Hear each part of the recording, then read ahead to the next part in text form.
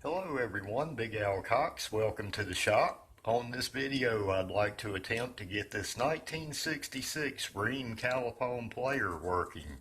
Quick backstory about this unit. I got this unit on the eBay auction and it just didn't quite work out as it was represented. There is no packaging in the top of this box whatsoever. I mean, why would you leave this kind of free space in a box? Would have been probably better off in a box the record player size. You see the kind of room the suitcase had to move around in here. That's a good 4 to 6 inches. Yeah, you hear that? It was free to bounce around in there. I got a feeling what I may find in here is not going to be good. This is not good.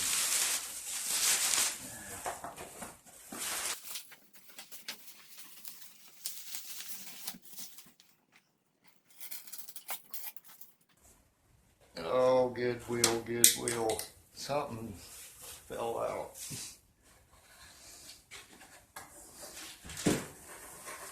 Oh, the platter's loose and everything. Look at this. I have no clue what that is. Oh, this is terrible, terrible.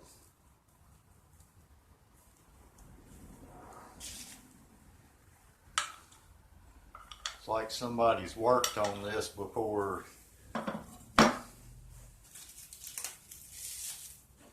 And there's the idler wheel. I ended up getting my money back and I didn't have to send the player back. Now this was made the year of my birth, 1966, and is like the ones I can remember from elementary school, and is in fact from the Cleveland, Ohio school system. And from the pictures it looked like a good unit to be refurbished. However, when it showed up, it was a victim of poor packaging. It had missing E-clips in the drive mechanics, and that allowed the platter and the idler wheel to come loose.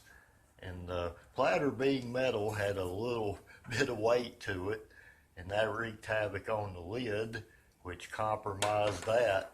And the volume controls were warped, and the tone arm was compromised, and the stylus is worn completely out on both sides. The amp seems to have no response. The motor hums but does not rotate. The arm catch has a metal accent that was also detached, and I have repaired that with some two-way tape. And a buddy of mine that makes kitchen cabinets has fixed this lid. I want to say thanks to David. So happy sunshine, smiley face, Jolly Rancher lollipop reward to him. I've also repaired the tone arm being knocked out of whack. May not be fixed, but it's different. Like Junkyard Dig says. I have 3 problems left, and that is the drive mechanics itself, and there's no sound, and the cartridge is worn slap out on both sides.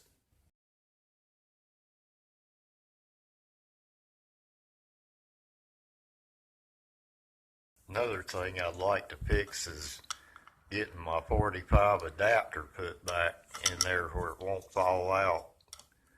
If you look here, you will see there's a broken piece on there, or a broken ear on it. Maybe I could glue a piece in there or something to hold it in. Hopefully I can come up with something to fix that. But that's the least of our worries, right? We gotta get this thing playing somehow. But I just couldn't let it go to the scrap bin. I just didn't have the heart. There's a screw here and a screw here we gotta take out.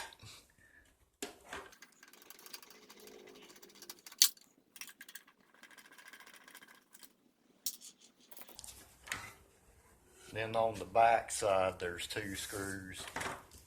back here.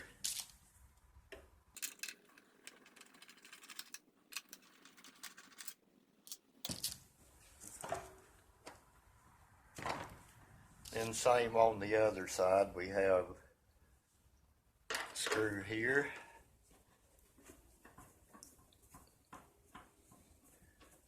Which this looks like it's not the factory original screw.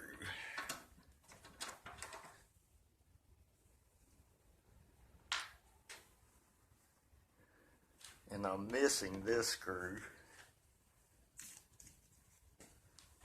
Okay, turn back around here. Well, this part should just lift out of here. Let me see if I can get a flat screwdriver to help me.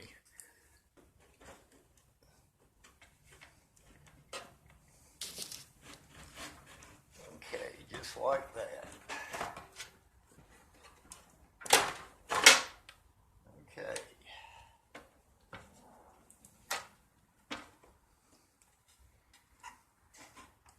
Yeah, now we're cooking here. Let's get a look at the inside of this unit here. You can see this 6x9 speaker. Kind of reminds me of one of those rear deck mounted things in the old 70s cars. You can see here we got our on and off switch and tone controls there. And this is the power supply and the amplifier. You look over in here, you can see the transformer. And that's where I repaired the tone arm, got it tightened back up.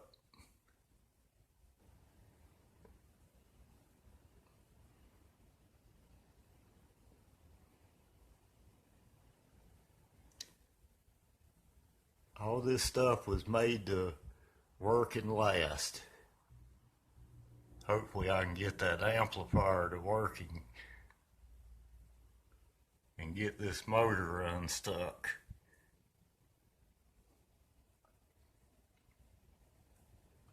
And hopefully that tone and volume control is going to be alright. Rheem Califone was kind enough to provide a schematic for the electronics. I have a 5/16 socket here, and I'm using a flathead screwdriver on the other side. I'm going to take the two bolts and nuts off of this motor.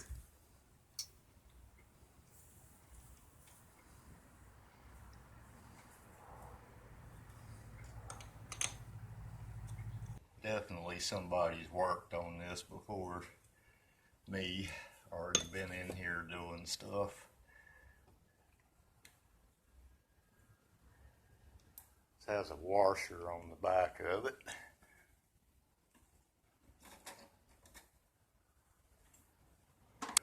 There's another screw back here. I have my 5/16 driver on the other side of this holding the nut still from turning. Now my motor assembly should drop from the bottom.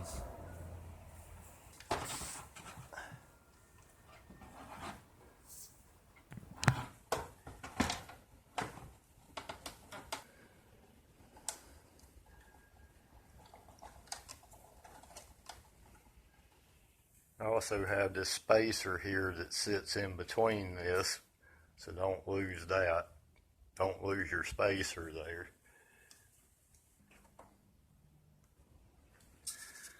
I don't think I'm going to try to get this shaft all the way through this top piece here, because it's got this part on the drive shaft there. I don't really want to compromise that or monkey that up. And I think I can clean this up without having to really take it apart too much. This is 91% alcohol. I'm just going to clean the outside of this drum here and get on the inside of this rim.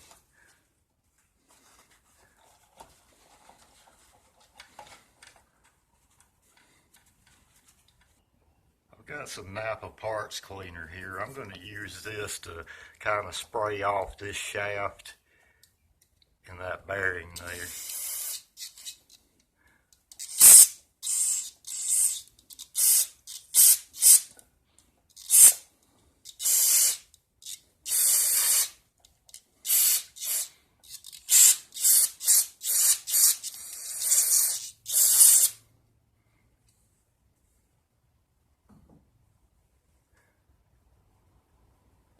I have here some sewing machine oil.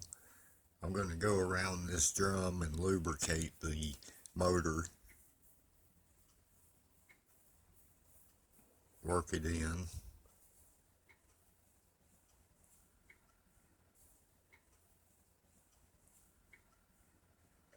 I'm also going to lubricate this shaft and around that.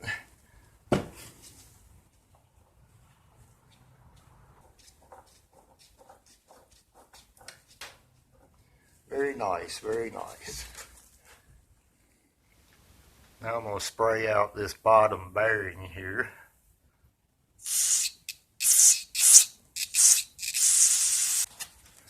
Clean that up. Add in some fresh lubrication here. Very nice, very nice.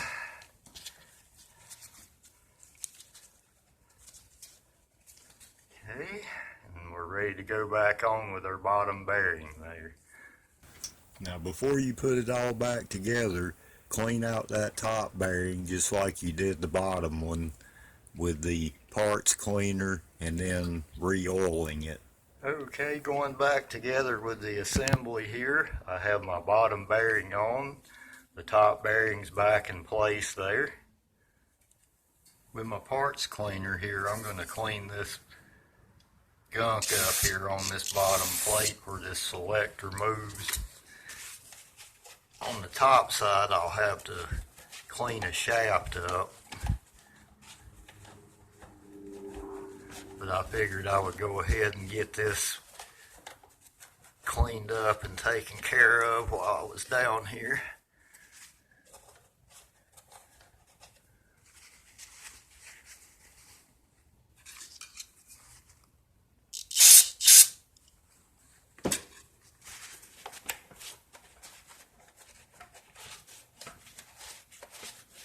How about some good old NAPA premium wheel bearing grease? Just going to apply a little bit of that there.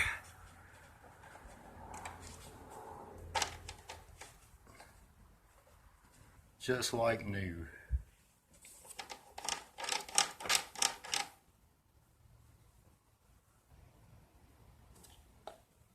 My motor mounts look fairly decent here. In fact, they feel really good.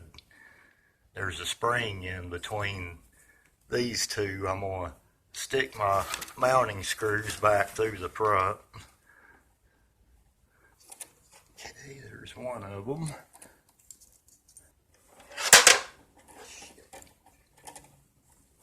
Okay, I have my screw through the back there, and I'm going to go in with this spacer right here.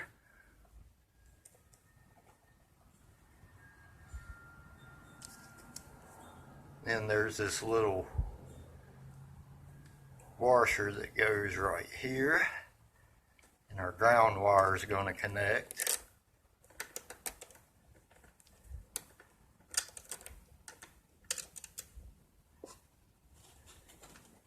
If I can keep the motor from falling apart, which it's done a good job of.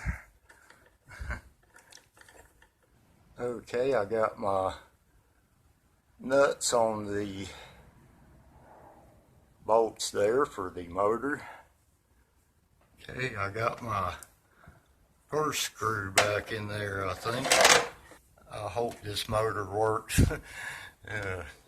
Been a real pain to take it apart, I know that.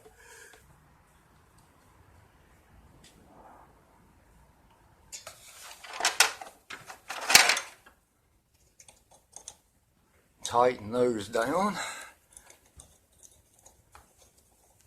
You don't want to go too overly tight with these. You just want to get them snug on the post, kind of even, because these are on a grommet with a spring, remember, so it's going to be a little play there.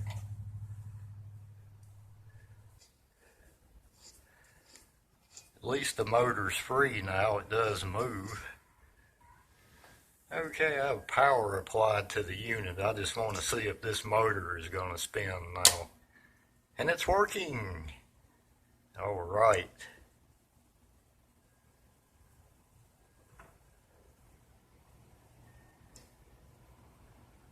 Oh yeah, it has pretty good torque too. Very nice indeed. It's running in the right direction. Great to hear that motor working.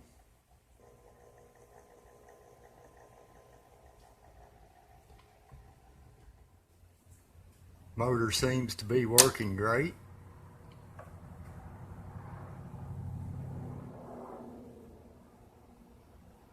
Can't even hardly hear it running. It's got good torque.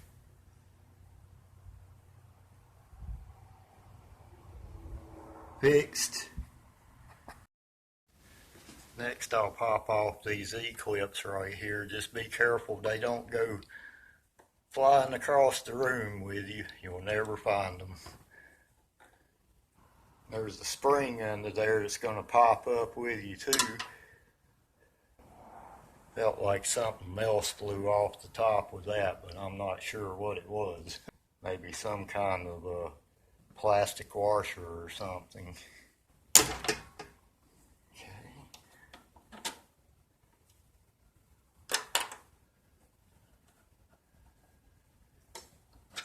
I'm just going to pull up this mechanism here. We're going to clean up these shafts. And we already cleaned up the bottom part of this. We're going to clean up the top part and re-lubricate that. Parts cleaner.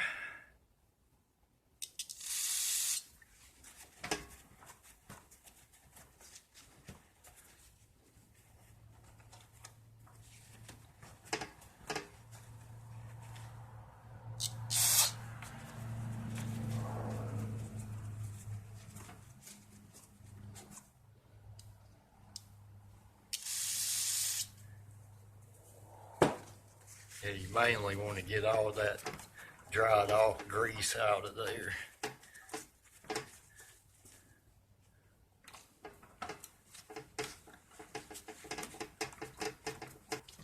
Looks pretty good, looks pretty good. Clean this shaft good with some parts cleaner.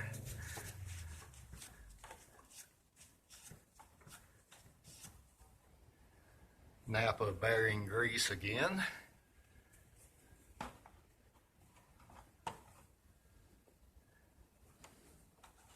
You want that to be up under that plate there where it slides good.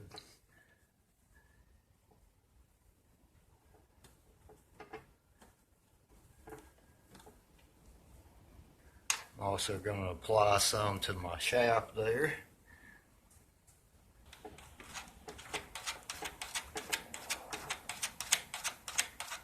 That feels pretty good.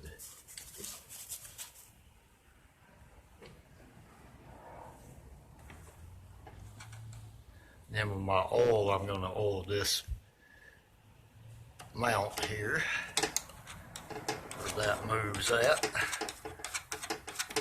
I'll clean that up, the excess.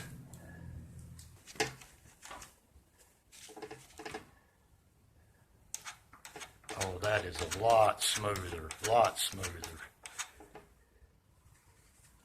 Okay, this part also, I'm going to clean that shaft right there, where the shaft goes through. You'll see that sits on that plate there.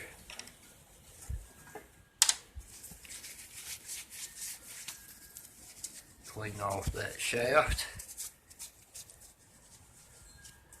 Clean this shaft off right here.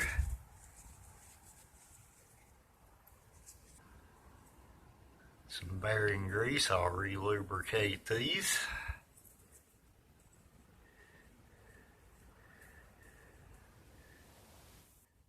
I'll hook my spring back up here. Okay, spring is reconnected.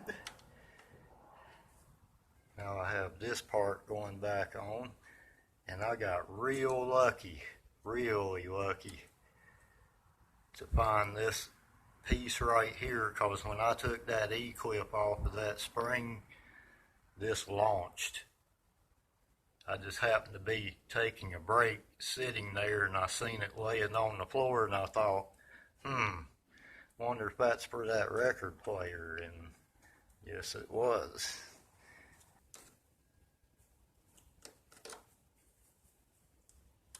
Spring is back in place. Okay, I got my E-clips back in place and my mechanics are all together now.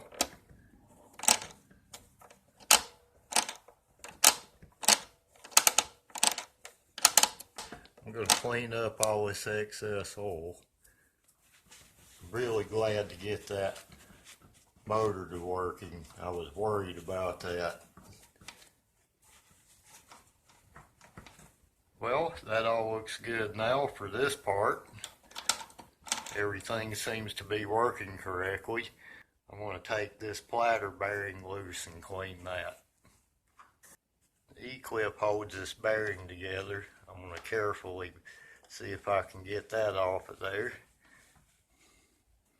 It don't fly everywhere. Okay, with the E-clip out, there's a little washer right there too.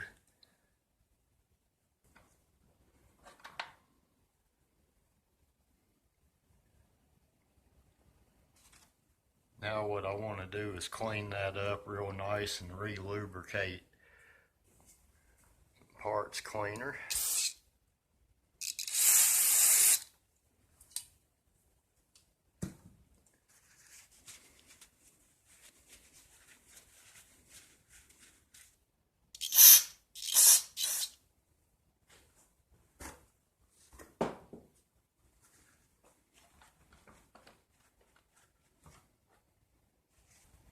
Put my blend of Bono oil in here and around this shaft.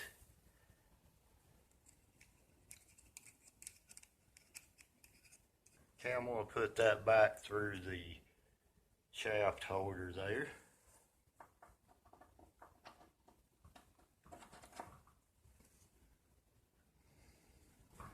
Feels very nice. And I'm going to replace my E-clip.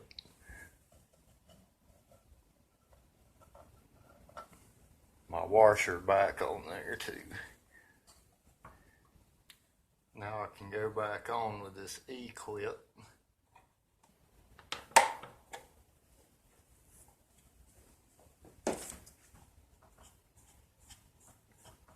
Feels very nice. Okay, what I'm doing here in an attempt to save this idler wheel is I'm using some medium grade sandpaper, and I'm just going to run this ever so lightly over it a few times. I'm just running that lightly over that. And my purpose for that is to give this wheel some grip. Kind of give it a fresh surface. But I'm hoping it's going to be okay. But you want that to kind of feel rough, like it's going to grab. I'm going to spray some of this NAPA Max parts cleaner on a blue rag here. And I'm going to clean the inside of this turntable platter.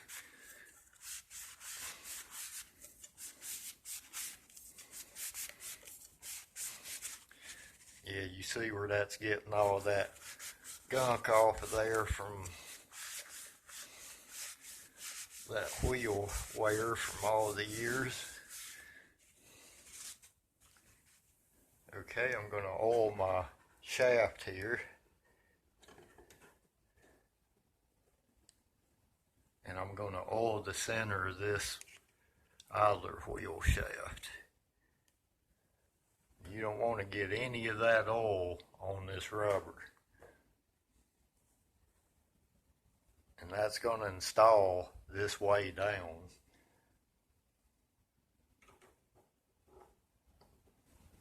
Wipe off your excess oil there. I have a little washer that goes on there. And I got a replacement E-clip. Hoping that'll work out.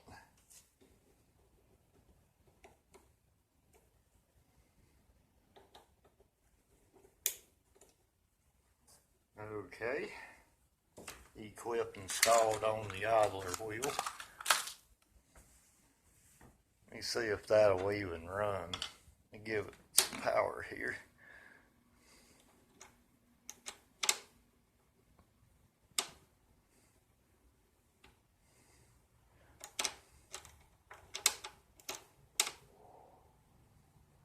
Well, it seems to be moving. That seems to be working pretty good, and it has fairly good torque. The speed control works fine. Let's set my platter wheel back in place here.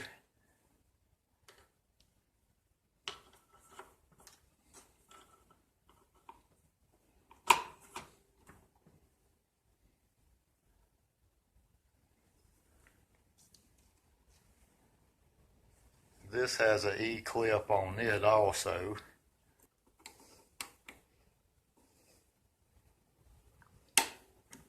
Okay, good deal.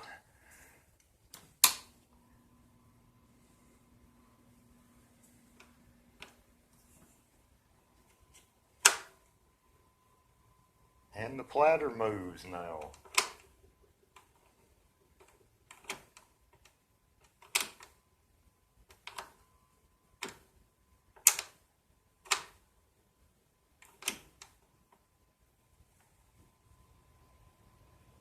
Feels like it's got pretty good torque.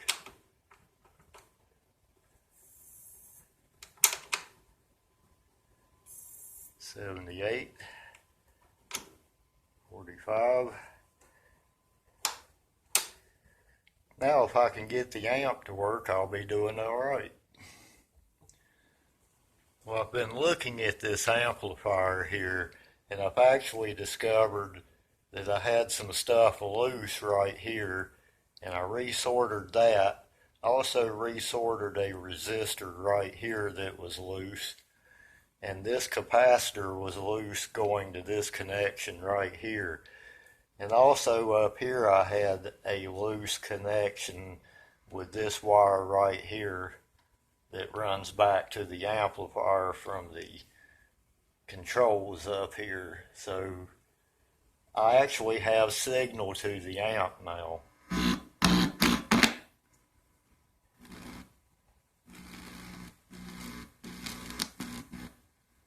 If I touch the wires that come from the tone arm, I do have a signal.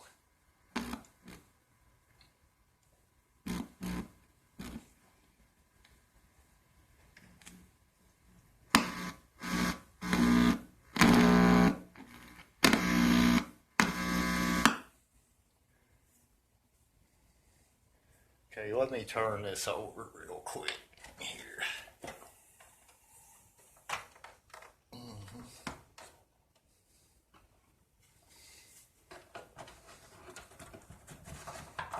Now I should be able to have something from up here on this cartridge. I had this tied down since I had it upside down and all around.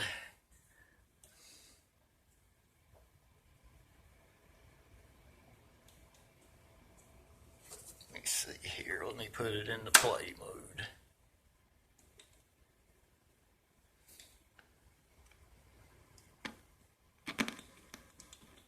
Yes, I do have some activity there. Oh yeah. Oh yeah. Before I had nothing there. So I think my amp is working now. I just had some loose sorter connections, and I've also sprayed out these contacts, and hopefully they ain't going to be scratchy no more. My platter is turning, so I'm just waiting for a new cartridge now. Ordered a Pfanstiehl replacement for this tone arm, so we'll see what it does when that comes in.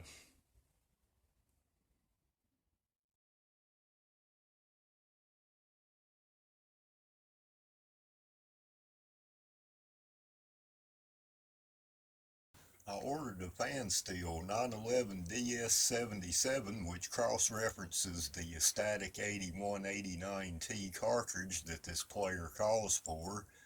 I got really fortunate to get this one for just south of 25 bucks, which is almost half off the $40 price that a lot of the eBay dealers want on their ads for these cartridges. Just a tip for anyone shopping on eBay, an ad will be straight up most of the time with a price. Some may give you the best deal option to haggle price with them. Either way, I always email the dealer and try to get my best deal, what I would like to pay in other words. My email will usually say something like, I'd be a buyer today at X price if you want to sell it to me. And about 75.3 to 80% of the time, they will take your offer. You may go back and forth a few times, but get your best deal, even if it's just a few dollars off. Save money any way you can now. It's tough out there. The Pfanstiehl 911 DS77 cartridge has arrived.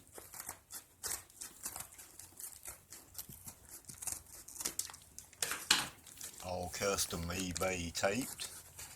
Some dealers will put these little notes in the package asking you to contact them directly instead of complaining right away to eBay.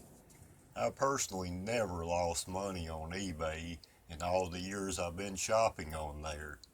If I get something misrepresented, I will first contact the dealer, and really, I've never had to go beyond that. I understand that the ones that really care about their eBay rating want to satisfy their buyers and want to resolve it and make it right rather than taking a negative rating from you. Any negativity is less than 100% right, but much negativity can get them lower ratings and sales, or they may be kicked off of eBay.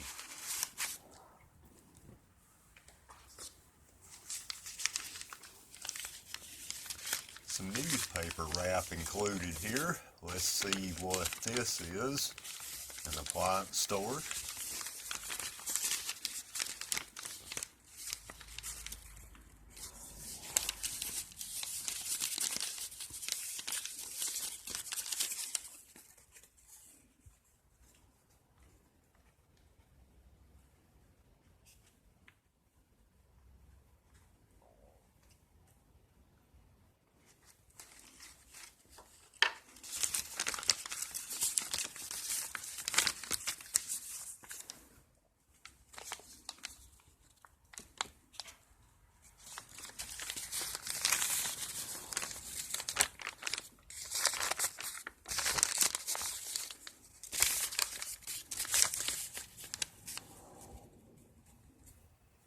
They sell some big utility buildings. Who is this? Menards. Yeah, we don't have Menards in North Carolina. Menards is like a Midwest store chain, I think. 5,700 don't seem too bad for that. Like 24 by 27, $650 rebate there. Or if you wanted to get Gina in the house and really party, this is the 30 by 40 version. 11,800 bucks for that one. I guess they're a little like Harbor Freight with the tools here. half-inch impact for $19.99. Low to middle grade tools here, like the staple gun here for $40. Tool sets, Value Home and Farm Supplier.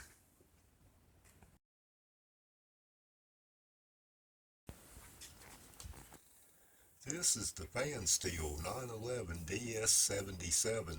This is supposed to be a suitable replacement for the static 81 or 89T cartridge. It's a 2-needle Stylus power point with a 0.7mm diamond tip, good for LPs and 45s, and a 7mm sapphire tip, more for the 78s. So these sold for around $12 when they were new in the 70s. Now 2026 I paid double for that. Of course they're not made anymore, and I can remember back when I was young, if the needle would go bad in the record player, they were $7 or $8. Well, back then that was a lot of money. That was going to be down the list on things to get. Of course no one makes these anymore, and one day the supply will dry up. Take a look at the cartridge closely and you can kind of identify the sapphire side of the Stylus. It will actually look a little more dull colored and pronounced. I have my pickup on the 78 setting, and it's as simple as aligning the replacement and sliding it in till it clicks. Just simply plugs into the pickup. Cartridge is installed. I'm going to turn it back to the LP side now and try a record, maybe starting with something classical to see how the drive sounds, if I get sound. Speaking of getting things, guy knows who he is that stole my battery charger and air compressor. Let's just call him Snatch Wooly. Would like to get his grubby little thieving hands on my diamond cartridge here, and the record player, and anything else he could haul off in his current POS vehicle with no catalytic converter or legal tag, topped off with a garnish of no insurance or registration, and open beer in the cup holder. Yummy.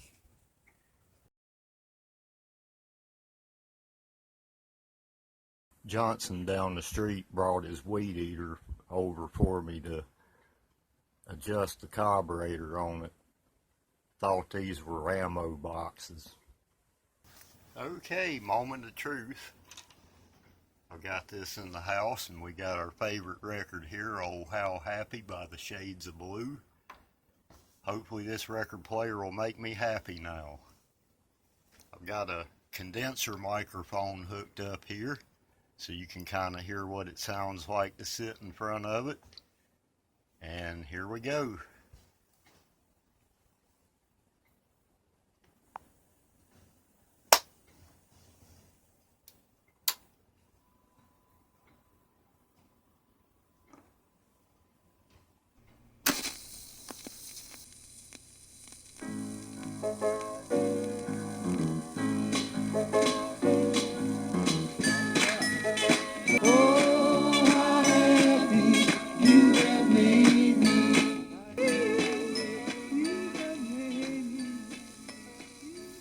Actually, that sounds really good. A band from my state in North Carolina, the Southern Comfort Band. Their album, Carolina in the Pines. Let's take a listen to a cut off of that.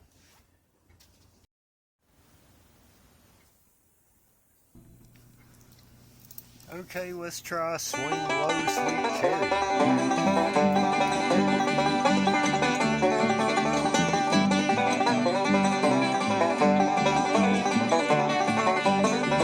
Swing low, sweet chariot, coming for to carry me home. Swing low, sweet chariot, coming for to carry me home. Well, looked over Jordan, what did I see?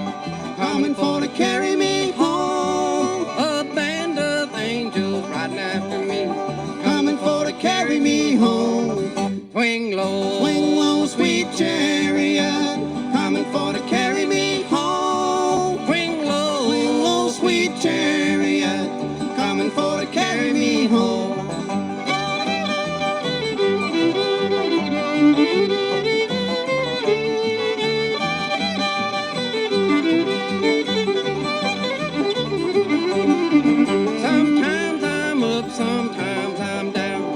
coming for to carry me home. Tell all my friends that I'm heaven bound, coming for to carry me home. Swing low, sweet chariot, coming for to carry me home. Swing low, sweet chariot, coming for to carry me home.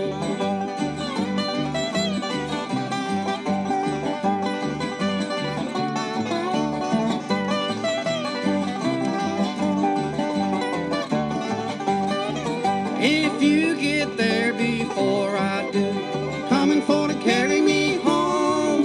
Tell all my friends that I'm coming too, coming for to carry me home.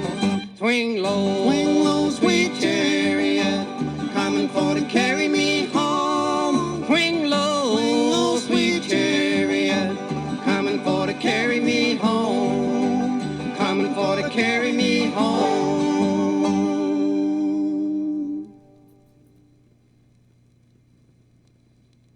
Sounds really good. I'm impressed. Something we may have listened to in the library back in the day.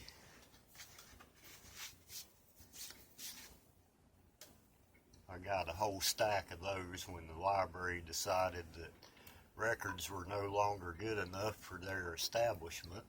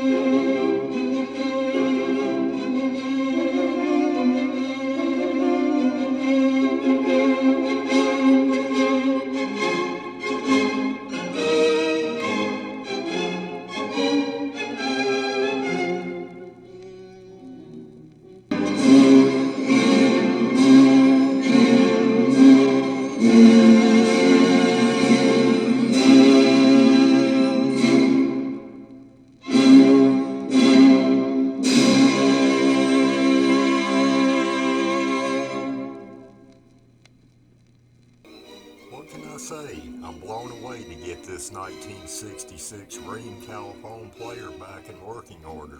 I think the more I'm running it, the better it's sounding, actually as far as any flutter or speed goes. I had every intent to scrap this unit for parts or recycle it. I'm glad I gave it a chance. It had several problems, including sticking job mechanics, a frozen motor, a loose tone arm, a worn stylus, broken lid, bent controls on the tone and volume, and no sound. All problems that I was able to solve on this player. David would take no payment for fixing the lid. The stylus replacement was $25. The E-clips from NAPA were about $5. So I ended up with around $30 in this unit. It could have been worse though. I was fortunate not to have anything to shut down the revival, like not being able to fix the tone arm mount or the motor being beyond maintenance. Parts you really only get with a donor unit. Thanks for joining me for the revival of the 1966 Rheem Califone 1450. I may not be quite done with this unit yet. I would like to upgrade the speaker to one of the later 70s 6x9s that have a little fuller sound. My Califone 1430C has that better sounding 6x9 speaker. And I'd like to find one of those, or at least an equivalent to it would be nice. Again, something closely matched to the factory speaker in the later models. That video will be coming soon, and others, so please like and subscribe if you will. Saving things from the landfill, like this 1966 Rheem Califone player, lawnmowers, vacuum cleaners, chainsaws, tape players, and anything else I can possibly save that's useful. Until the next time, I wish you many blessings from my shop to yours.